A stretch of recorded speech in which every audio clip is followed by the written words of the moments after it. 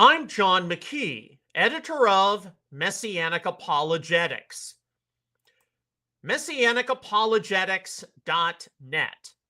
And I would like to welcome you to this episode of Messianic Insider, your theology and news roundup for September the 9th, 2025.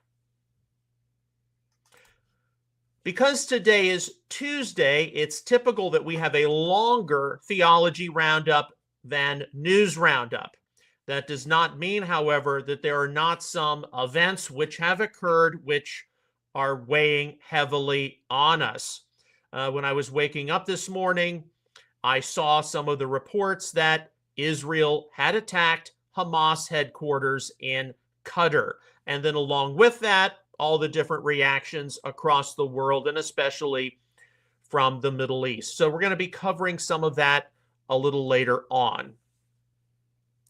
Our subject matter for today in our theology roundup, and this has been planned on the list for a while, involves the concept of being grafted in from Romans chapter 11. Now, before we get into this material, I would like to just briefly state how 15 years ago, 20 years ago, what was the main issue regarding non-Jewish believers grafted into the olive tree as wild branches? Well, it was all tied up with what does it mean to be a part of the Commonwealth of Israel, concepts like the Israel of God. Are non-Jewish believers part of Israel's polity versus part of some separate church entity? And at the time, it was, really, do we go along with an enlarged kingdom realm of ecclesiology model based in James the Just words, Acts 15 through 18, and Amos 9, 11, and 12, restoration of the tabernacle of David? Or do we go along with a dispensational model of God having two groups of elect, Israel over here and the church over there? Now, today, obviously, especially since October the 7th, 2023, and rising anti-Semitism, rising anti-Zionism, rising anti-Judaism, the issue now involves what do we do about supersessionism, replacement theology, all of the conservatives out there who you would think would have stood in solidarity with Israel and the Jewish people. No, the church is some new Israel. So the pendulum has shifted now in our time in terms of confronting supersessionism or replacement theology. And indeed, that's something which is ongoing, and I definitely have an open file regarding how we're going to approach that and what we're going to do as things continue to manifest. All right, so our material for today is taken from our ministry publication. Many of you have seen this before. Are non-Jewish believers really a part of Israel? You can check it out, outreachisraelbookstore.com. It's also available as an ebook for Amazon Kindle. And of course, a major part of this involves what does it mean to be grafted in, specifically as wild branches, non-Jewish believers grafted in. And this has become complicated, not only because of rising anti-Semitism, rising anti-Zionism, anti-Judaism wanting to prevent concepts of supersessionism, replacement theology, but also there's now a rise in different sectors of Messianic Judaism. It's always been there, but a re-emphasis on what is being called distinction theology, emphasizing distinctions at the expense of common faith in the Lord. And while I recognize that we are not all exactly the same, we do have various differences. Distinction theology is something I would frown on, because the number one distinction we are supposed to have is what? That we know Yeshua and that we have experienced his redemption. Yeah, distinctions and differences exist, but No religious movement should be predicated on any difference other than the we are born again and there are others who are not. And the differences and distinctions which do naturally exist should be used to benefit and enrich the body of Messiah, not create unnecessary suspicion, mistrust, etc. And indeed, this is those of you all who have followed our ministry, our family over the years know that, yeah, we would recognize that there are differences and there are distinctions among Jewish and non-Jewish people. They're not 100% the same, but we do take a hard line against emphasizing differences over against common faith. And in 30 years, the Messianic community has never done a really good job at that. And I don't know if it ever will, but we'll see. I haven't lost all hope yet on that front. All right, so we are going to, let me switch windows really quickly, address Romans 11, 16 to 24. And this is from our ministry publication, Are Non-Jewish Believers Really a Part of Israel? And we're going to get into some of the issues specifically involving grafted in. If the first piece of dough is holy, the lump is also. And if the root is holy, the branches are too. But if some of the branches were broken off, and you, being a wild olive, were grafted in among them and became partaker with them of the rich root of the olive tree, do not be arrogant toward the branches. But if you are arrogant, remember that it is not you who supports the root, but the root supports you. You will say then, branches were broken off so that I might be grafted in. Quite right, they were broken off for their unbelief, but you stand by your faith. Do not be conceited, but fear, for if God did not spare the natural branches, he will not spare you either. Behold then the kindness and severity of God. To those who fell, severity, but to you, God's kindness, if you continue in his kindness. Otherwise, you also will be cut off. And they also, if they do not continue in their unbelief, will be grafted in, for God is able to graft them in again. For if you were cut off from what is by nature a wild olive tree, and were grafted contrary to nature into a cultivated olive tree, how much more will these who are the natural branches be grafted into their own olive tree? Romans 11, 16 to 24, New American Standard.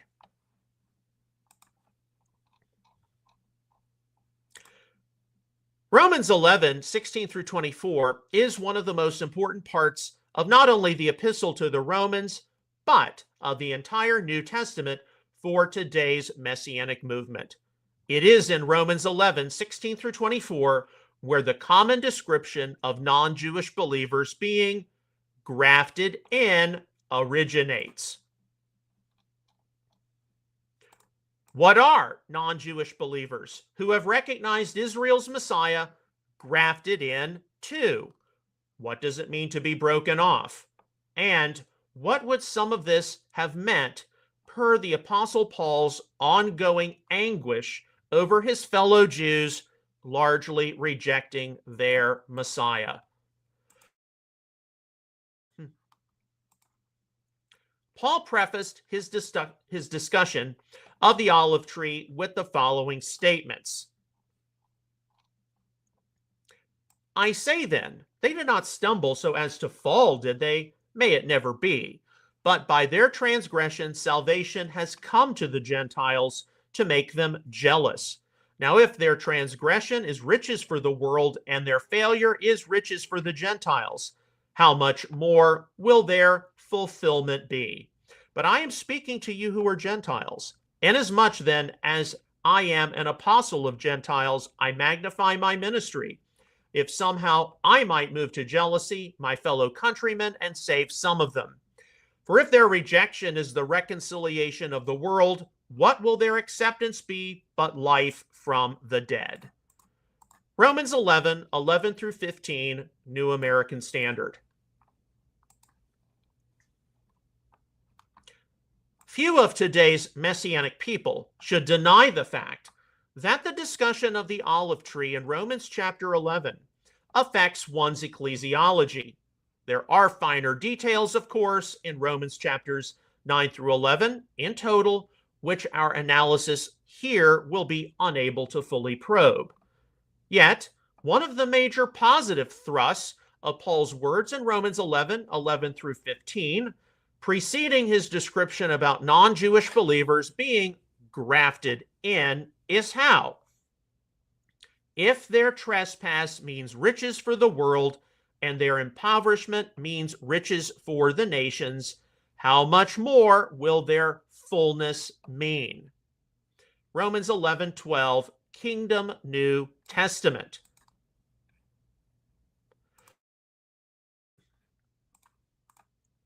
If something miraculous, the reconciliation of the world at large, Romans 11:15, has come about via a wide-scale Jewish rejection of Yeshua, what on heaven or earth will come about via a wide-scale Jewish acceptance of Yeshua? The horticultural example provided of the people of God is as an olive tree with natural branches of the Jewish people and wild branches of the nations. While there is some debate and discussion as to whether the olive tree represents God, the Messiah, or the patriarchs of Israel, it cannot be avoided that a kingdom of Israel needing to be restored, presumably via the work of the Messiah, is described as being an olive tree in the Tanakh.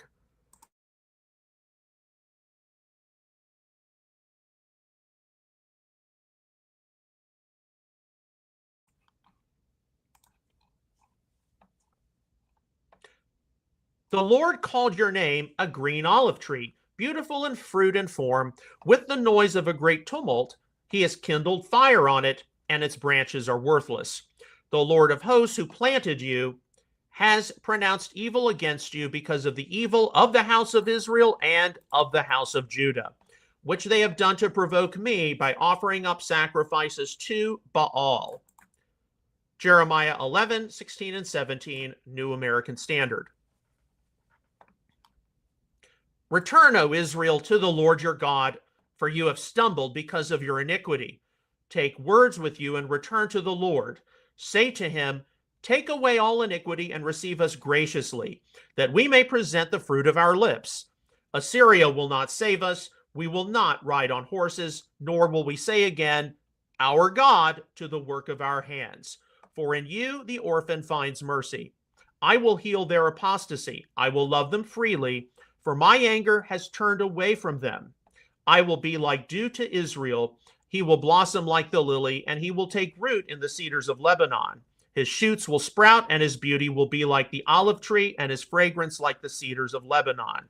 Those who live in his shadow will again raise grain, and they will blossom like the vine. His renown will be like the wine of Lebanon. Hosea 14:1 through 7, New American Standard.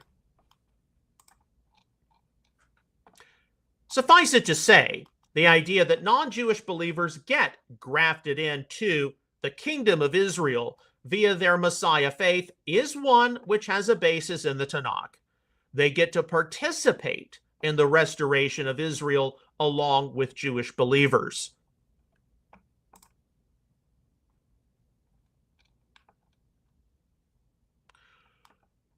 What is the process of being grafted in? Obviously, given the description of non-Jewish believers as a wild olive, Romans 11:17, 24. They are transplanted from one sphere of influence to another sphere of influence. And this is a good thing, because God is the one who grafts in branches to the tree as well as removes them. Romans 11:21 through 23. Appearing in Romans 11:17, 19, 23, 24. The verb kentridzo means to cause a shoot or bud, sion, to unite with the stalk of a growing plant, graft of trees. From the BDAG lexicon. Obviously, in this case, when a wild olive branch is grafted into a different olive tree, the wild olive branch will continue to produce the same kind of olives it produced on the previous olive tree. So, if non-Jewish believers are grafted into the olive tree, it may be said that they do preserve a noticeable degree of their own ethnic and cultural distinctiveness. The olive tree hardly becomes homogenized with the same type of olives, but is rather diversified among a variety of olives with distinct but overall consistent olive flavors.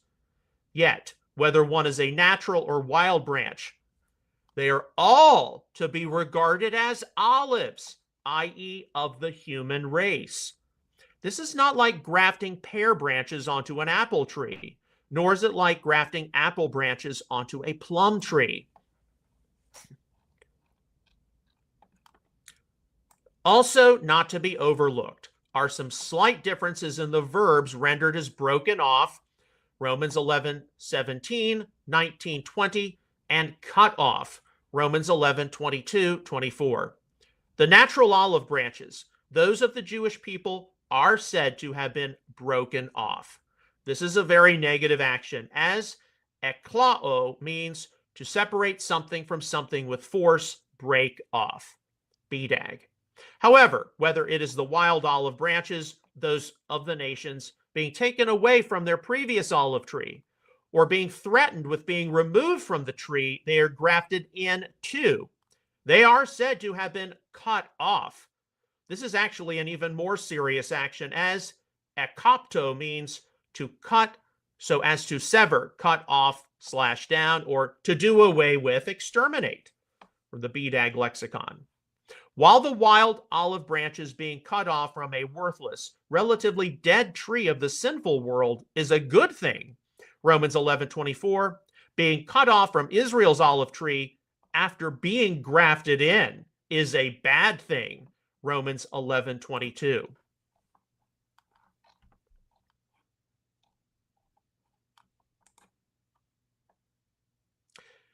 The main purpose of the Apostle Paul describing non-Jewish believers being grafted into Israel's olive tree obviously does have a major component of ecclesiology to it, but it was specifically intended to stop any non-Jewish arrogance toward Jewish rejection of Yeshua, and included the threat of such people being cut off from the tree.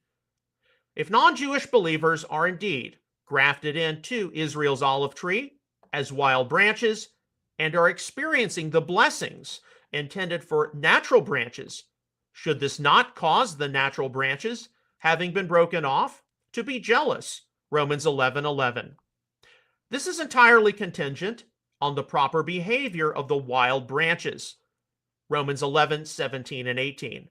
As Paul observed, behold then the kindness and severity of God. To those who fell, severity, but to you God's kindness. If you continue in his kindness, otherwise you also will be cut off. Romans 11:22, New American Standard. The only major way the natural Jewish branches can be grafted back in to their olive tree, Romans 11:23 and 24, is for the wild branches to demonstrate God's kindness and grace in Yeshua to them, Romans 11:31. Unfortunately, for far too many throughout religious history since the 1st century CE, what Paul intended was never truly attempted. Craig S. Keener observes in the book Awakening the One New Man. Quote, Paul's vision of Gentile believers provoking Israel's turn to the Messiah did not fail in principle. It was simply never tried the way Paul articulated it. Paul's appeal to Israel involved repentant Gentiles turning to the God and Messiah of Israel. What arose instead was a Gentile church that conveniently forgot from whom they learned about God and the Messiah. Note what Paul wrote to Gentiles grafted in as wild branches to the olive tree. Do not be arrogant against the natural branches. God could graft back in the fallen natural branches more easily than he grafted you in to begin with. Moreover, if you are arrogant, God can cut you off as he cut off the natural branches. See Romans 11:17 through 24. What Paul warned Gentiles against doing is precisely what subsequent generations proceeded to do, ignoring his warning, unquote.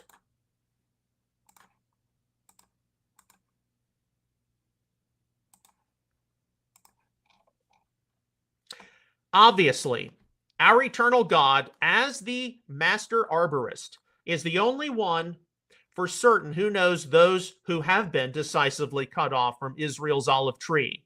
The direction for non-Jewish believers is to maintain yourself in God's kindness. Romans 11:22, complete Jewish Bible. Romans 11:16 through 22 is quite important for today's Messianic movement, not only for non-Jewish believers being grafted in as wild olive branches, but most especially also for new Jewish believers being grafted back in as natural olive branches. How these concepts inform discussions of ecclesiology among some in today's Messianic Judaism needs to be recognized. David H. Stern makes some keen remarks on Romans 11:18.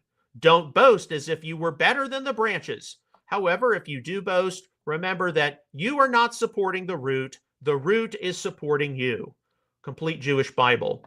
He summarizes in his Jewish New Testament commentary, quote, to make Shaul's point as clear as it can be, whether the root is Yeshua, Avraham, the patriarchs, the Messianic Jews, or all the Jews. See verse 16 and note, it is a Jewish root, and don't you forget it.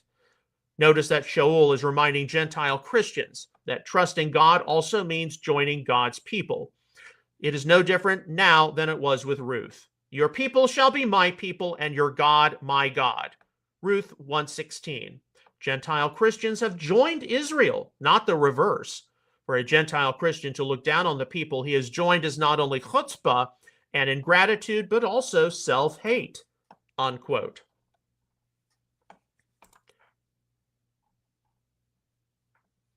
Not surprisingly, Stern makes some negative statements against replacement theology in his evaluation of Romans 11:19 through 24, and how it has been responsible for anti-Semitism throughout Christian history, and about the problems of dispensationalism, and how it rigidly divides God's people too much into widely unrelated spheres.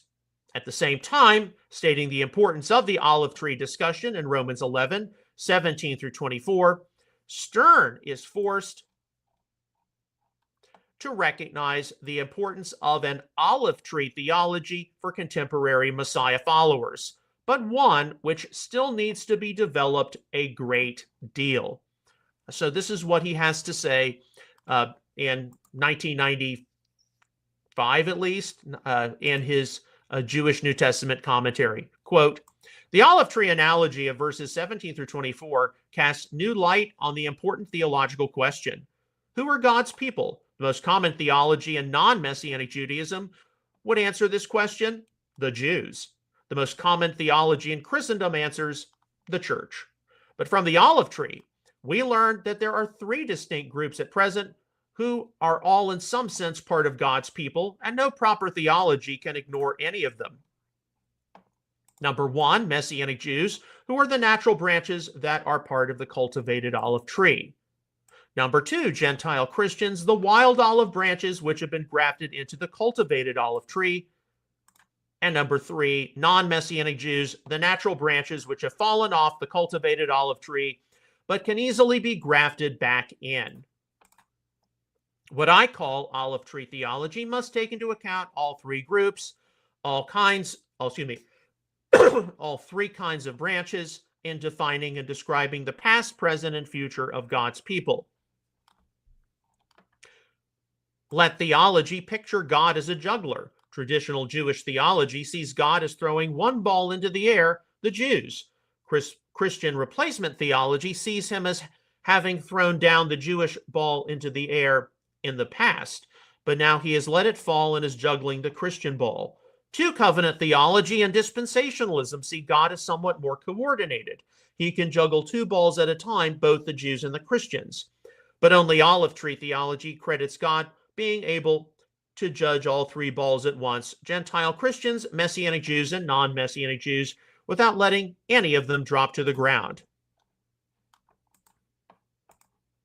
At this point, olive tree theology is relatively undeveloped, but it is in ferment. Theologians are proposing solutions to the problem of who is God's people that includes all three groups and allow for both universal personal salvation and Jewish national salvation only through Yeshua, although no one of these solutions is widely known and taught, unquote.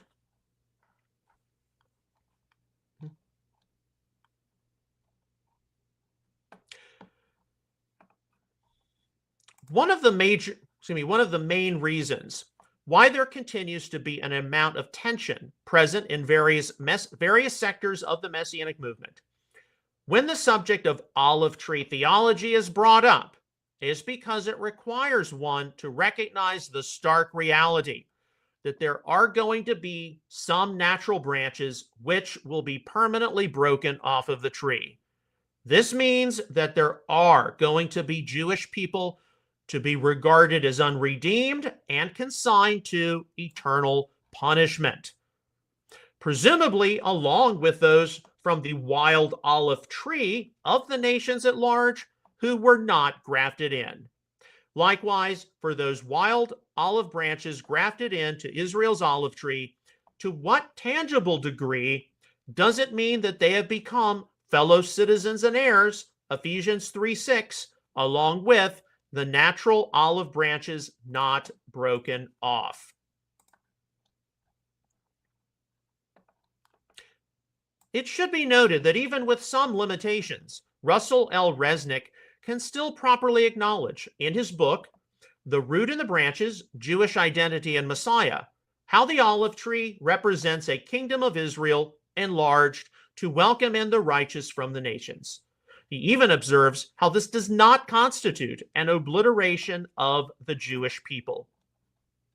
Quote, Paul dealt in depth with this issue, the people of God, in Romans 11, where he portrays the people of God as an olive tree made up of Jewish and Gentile branches. In Paul's vision, there is one people of God and one ultimate purpose for Israel and the church and Messiah. Israel is not obliterated, but is expanded to embrace all who become children of God through faith in Messiah. Unquote.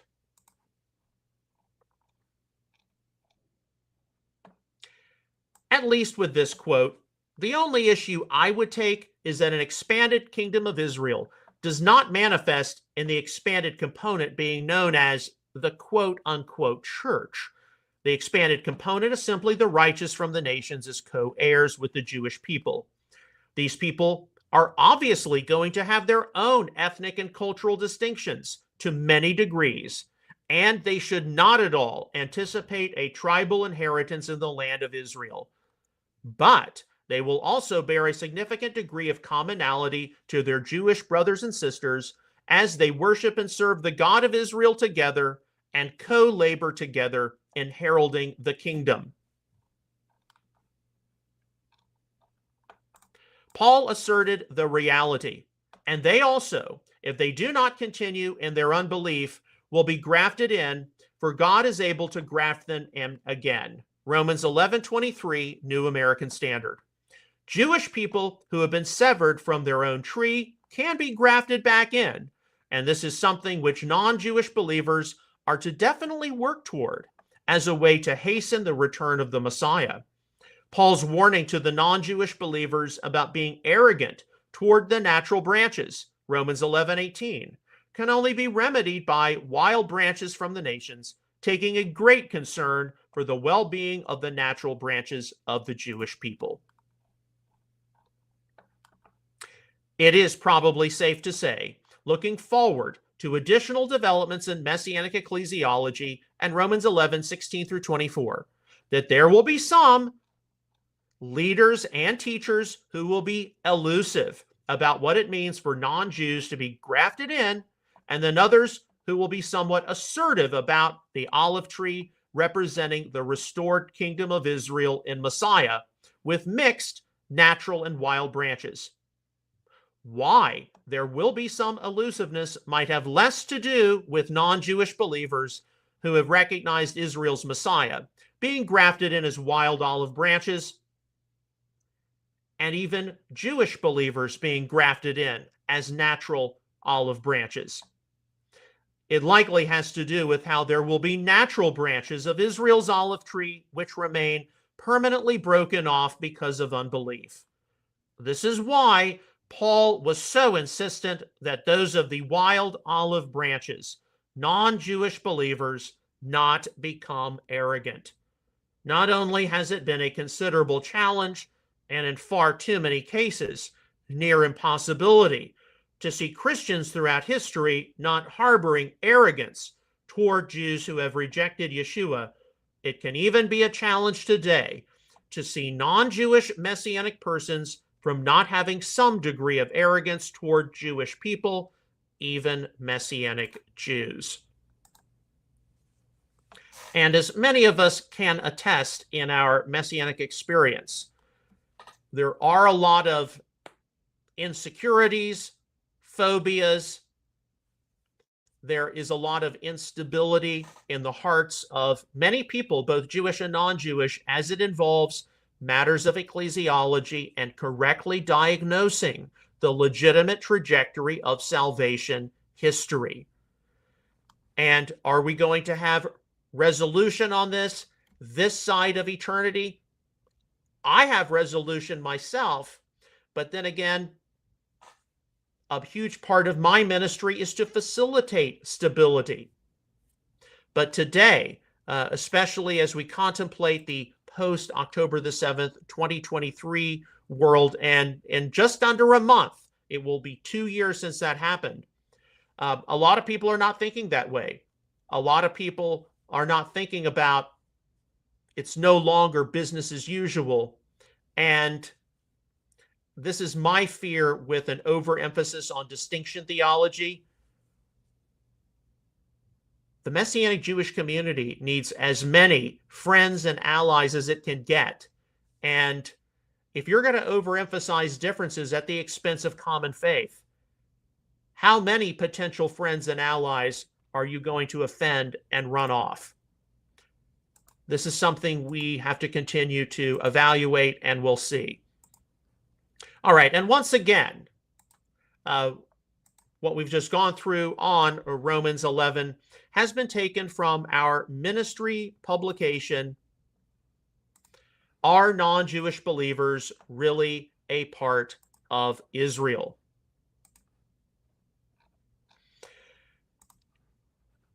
Okay.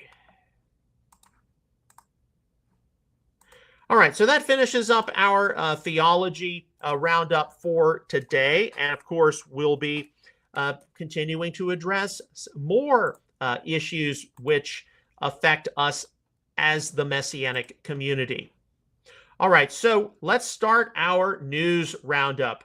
We always do the news roundup after the theology roundup because the news is something which is time sensitive. It changes to day.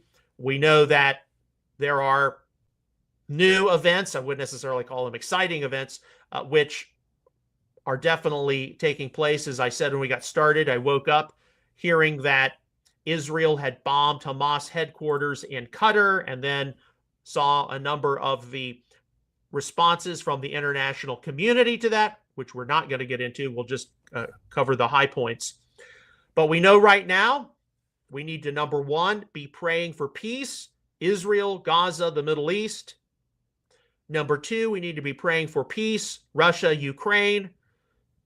Number three, we've got situations unfolding here on the American home front, which are doubtlessly going to get people stirred up. We've got the fall high holidays coming very soon. With that, there is an increase in speculation regarding end-time events. People talking about blood red moons, the rapture, so on and so forth. We know for certain people are talking about things. They're looking for direction. We need to see ourselves grounded and stabilized as much as possible. Look, in the past 2 years, we have doubtlessly taken some giant leaps forward toward the second coming, but we also have to stay realistic. Many of you, and I mean this with all the love and respect in the world, you were not around for the late 1990s and the turn of the millennium, when there was a huge amount of false end-time speculation and prognostication. And a lot of people who saw and encountered the false predictions, the false prognostications, recalculations of recalculations, they didn't necessarily leave the Lord, but they definitely left paying attention to the end times. People have been doing this for centuries and they've all been wrong. So we need to take a few cues from this. And while we monitor current events, which are going to affect us one way or the other, we need to stay realistic. And how many of you, when you remember Rosh Hashanah and Yom Kippur specifically coming up, are going to do so with, when are we, Lord? What do we need to be doing as your people? And how can we maximize our effectiveness for your service?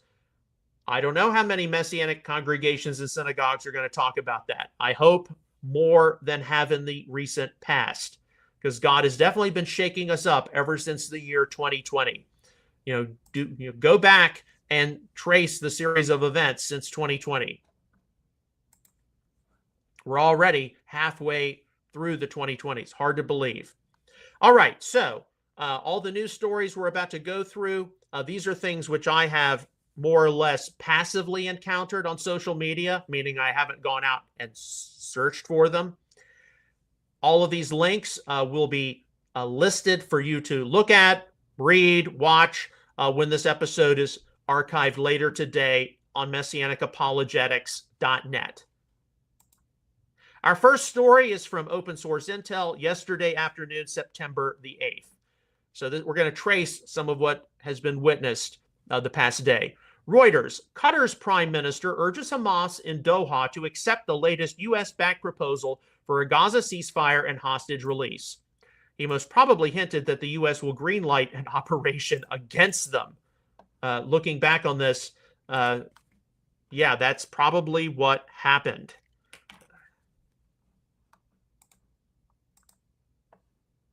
Okay, to the American home front. This is from Newsmax yesterday, September the 8th. Trump, Biden auto pen, one of the biggest scandals ever. President Donald Trump is putting the quote-unquote scandal of former President Joe Biden's auto pen executive actions up among the, quote, biggest ever, unquote. Now, it is true. We've mentioned this before. Some of you all may have received a letter over the years. I remember when I was in second grade, I wrote a letter to President George Bush, and you get a, kind of a form letter back. Thank you, John, for being a good, patriotic citizen, American. We appreciate you taking an interest in what we do at the White House. Sincerely, George Bush. And you got the auto pen, because the president can't, realistically sign, every single letter which is sent to the White House, right? But here, the kind of auto pen we're talking about are specific pieces of legislation or presidential pardons, whatever it is. And rather than, in this case, Joe Biden actually picking up a pen and signing it himself, it just went through the auto pen process. And so how legal or not so much is this? This is going to be a story which unfolds. We're going to see, of course, what happens. But it's just in that overall narrative of, people thinking that the government's corrupt. I can't trust anybody, right or left. It doesn't matter. You can trust the Lord.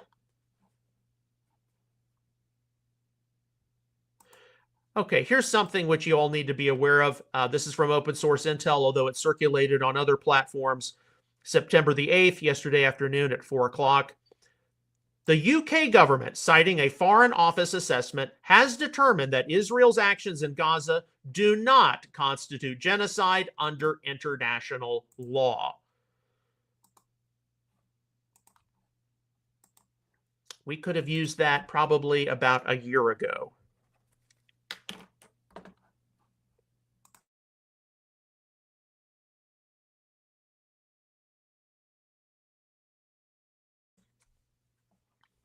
Okay, to the international European American sphere.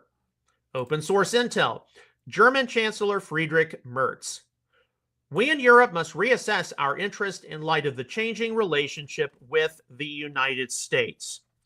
Yeah, what is the relationship right now of the United States with NATO, Western Europe, the European Union? Because, of course, we know that there is an emerging Eastern Bloc with China, Russia, India, North Korea, Iran, which appears to be emerging. Okay, the Shanghai Cooperation Organization. There are a lot of questions there. Yet, with a nationalist president like Donald Trump in the White House, the United States' relationship with Western Europe, with NATO, has doubtlessly been altered. And we know that there are a lot of things taking place right now in Western Europe which greatly disturb Americans, not just demographics, but also different social and legal changes, what appears to be that case. So we don't know what the relationship with Europe as America is going to be. Of course, those who follow the end times and Bible prophecy, there are many who conclude that the beast, the anti-Messiah, the Antichrist is going to arise out of Europe. That's one option out of several which many adhere to. So we watch and we wait. But we know that God has his people everywhere, whether they are in that Eastern Bloc, Europe, Africa, North America, South America. God has his people scattered everywhere. And we pray for peace in the world at all times.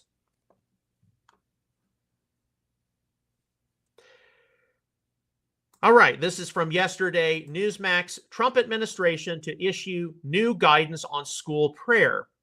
President Donald Trump announced Monday in a speech that his administration will issue new guidance to provide total protection for prayer in public schools.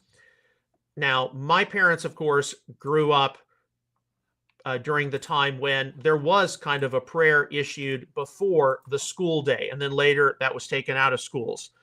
When I went to high school, different, on-campus Christian groups were permitted.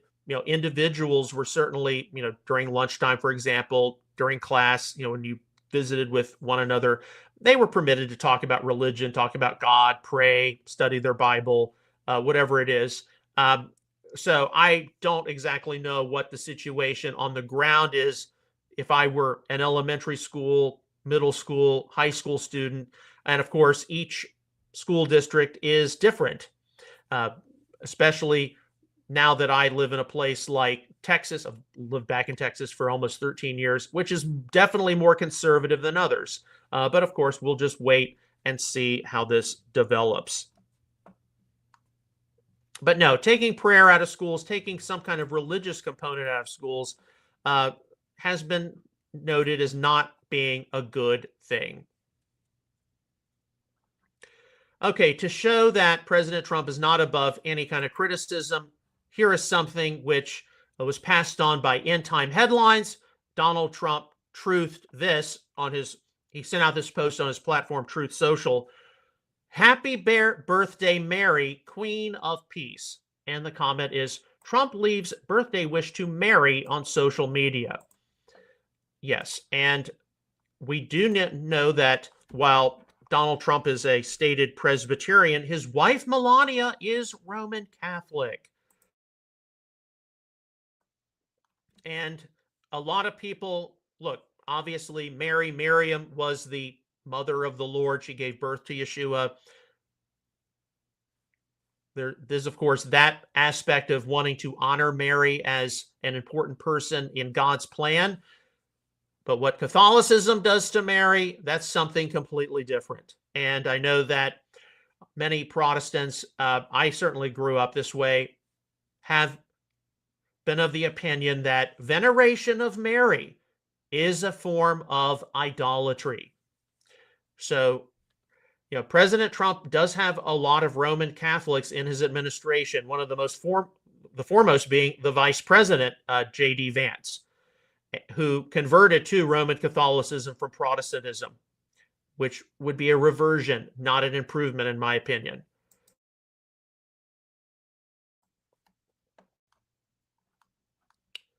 Okay, our next story, and this is from President Trump's speech at the Museum of the Bible in Washington yesterday. Fox News picked this up. There's a 13-second clip.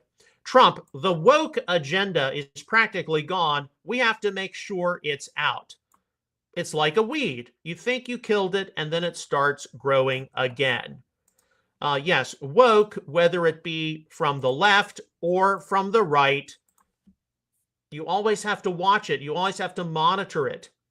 And indeed, woke, particularly when woke started being used as a term for those on the progressive left, it hit about 3 years ago, 3.5 years ago. And when I went to the Messiah 2022 conference, and I've talked about this before, many of the Messianic Jewish leaders were just totally shocked at, what is woke?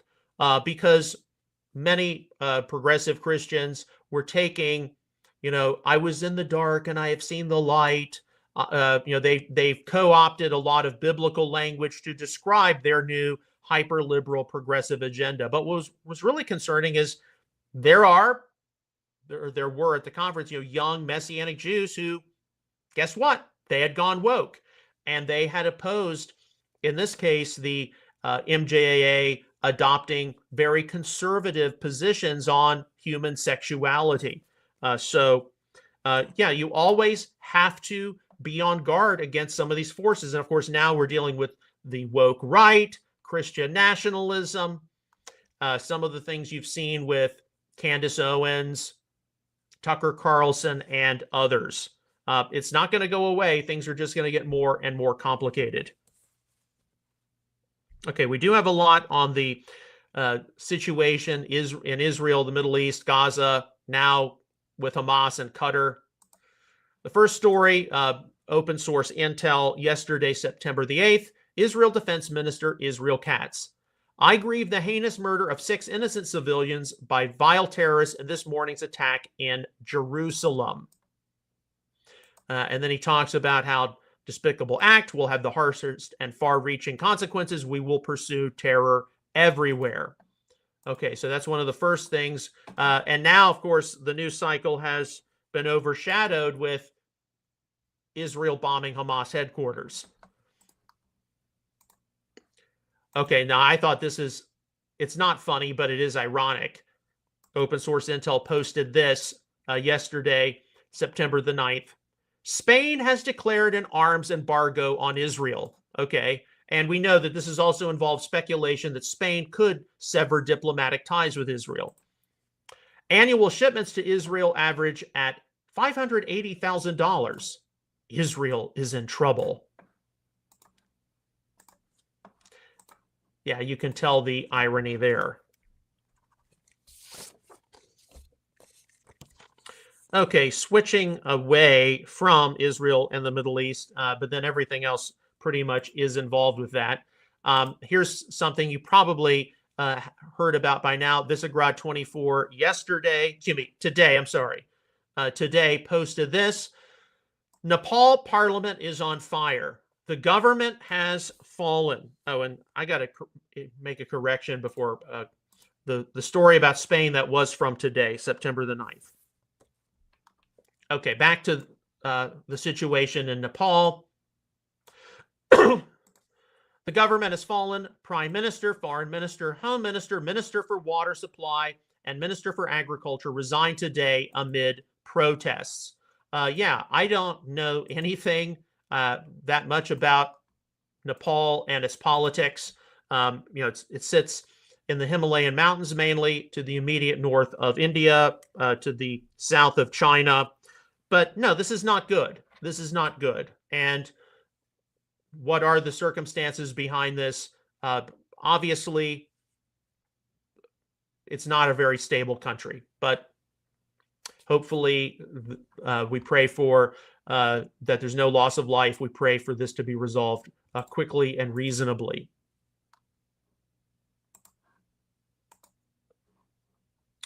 All right, so back to the Middle East.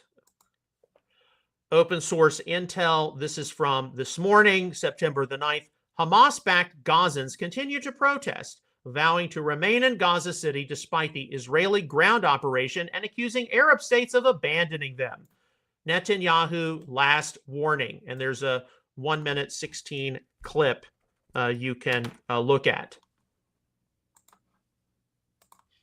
Okay, so as I said, when I woke up this morning, the news cycle was dominated by Israel has bombed Hamas headquarters in Qatar. And then there was a whole series of responses from the international community.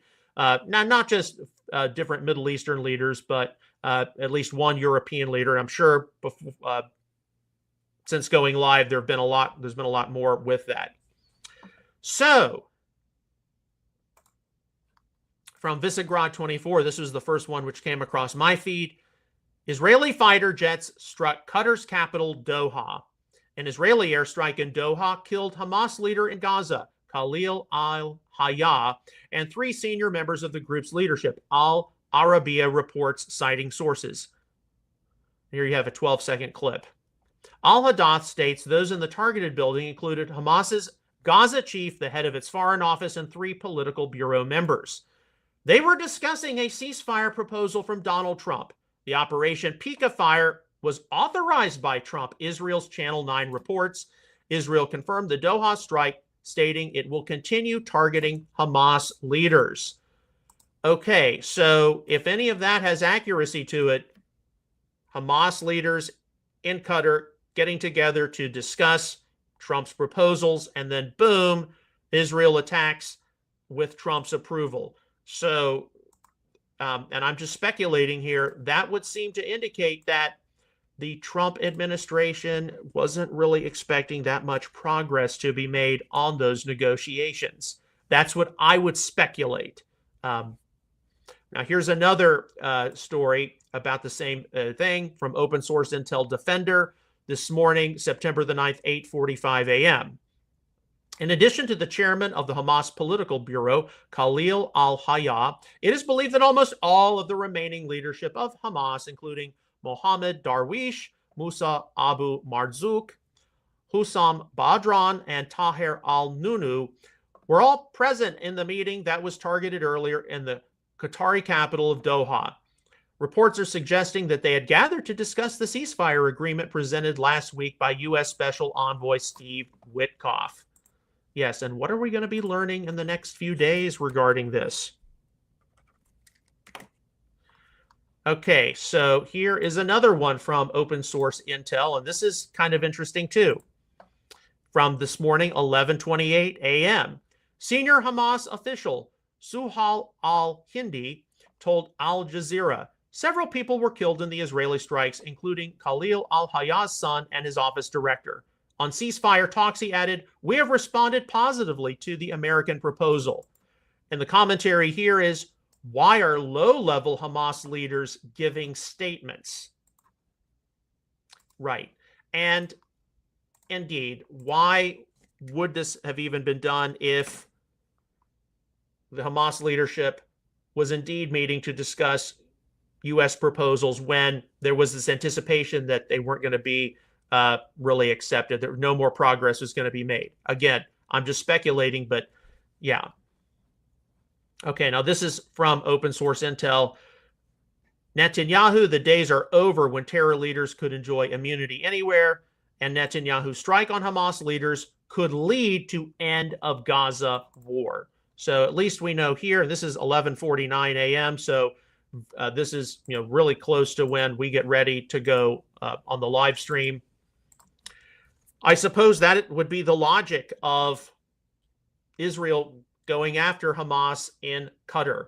Hey, if we can take them all out and end this thing, let's do so. But this will continue to unfold in the next few days as more information is made available and as the situation in the Middle East sorts through itself. Because there was doubtlessly a lot of condemnation from the international community over what Israel did. So what's going to come of this? What's not going to come of this? Okay, and then finally, and this is something I saw right before I was finalizing everything. This is from the X channel, Donnie Discerned. This is something you need to take note of. This exchange nails exactly the rising deception I've been describing. Okay, Rabbi Brian Samuel, many of you will follow him on X. He's an IMCS rabbi. Our paths have crossed at different MJA, IMCS events. A Messianic rabbi is just quoting Philippians 2. Every knee will bow to Yeshua. That's straight from the New Testament. And here we have a response from, let me get his name right, Dan Bilzerian, who's a major anti-Semite online. Dan's response exposes the deeper issue. When confronted with the Jewish Messiah, he immediately equates him with Moloch. So here you see somebody fiercely anti-Semitic. Brian Samuel says every knee is going to bow to Yeshua, the Jewish Messiah. Bilzerian says, no, you worship Moloch. When Christ returns, every eye will see him, but the nations will not recognize him as the Savior. They will frame him as the enemy, a Zionist god, a false Messiah, a demonic figure, just like the Pharisees accused him of having demonic powers. So, yes. And here, this is Donnie Discern's statement. This little exchange is a microcosm of what's coming. Messianic Jews, the remnant, proclaiming Jesus as Messiah. The world rejecting it, branding it as satanic. The stage is being set for open war against Christ at his return. So here it is. Dan Bilzerian. Yeah, and he's been interviewed on a number of programs before. He does a lot of cut and paste quotes from the Talmud regarding how, quote unquote, evil Jewish people are in the worldwide Zionist conspiracy. He's definitely up there, actually down there with people like Candace Owens, what Tucker Carlson is devolving into, and various others. There is definitely a war taking place. The God of Israel and his son, our Messiah Yeshua, are going to win. But we need not be in a bubble right now at all. And I know that as we approach the 2-year anniversary of the October the 7th, 2023 attacks, I'm going to be sorting through how much or not so much have today's Messianic people really taken into account how this was a game changer. And a game changer in the sense of, we might be able to see some level of peace brought to the Middle East, peace through strength and commerce per the Trump administration. But in terms of the conservative Christian right, there is growing anti-Semitism, growing replacement theology, and how much has the Messianic community and its growth actually reached? It's already reached its peak, and now we're going to start seeing it wane a little bit. Support for Israel, comradeship for Israel, etc., because we're getting closer and closer to Messiah's return. I don't want to put any dates together. That's not the point. The point is being able to discern what some of the challenges are so we can prepare, we can have answers, and we will not stay in the dark and ignorant of the enemy's schemes. All right, so that concludes our news roundup for today, and we'll continue to address the hot topics. As always, on behalf of Outreach Israel Ministries and Messianic Apologetics, I would like to sincerely thank you for your ongoing prayers, encouragement, and support for all of our ministry efforts. I encourage you to visit our website, messianicapologetics.net, where you can access a wide number of free articles, frequently asked questions entries. You can check out back issues of Outreach Israel News, our monthly newsletter, and you can look up some back episodes of Messianic Insider, McKee Moment Shorts, and check into some of our other activities and adventures. We'll see you again tomorrow with another episode of Messianic Insider.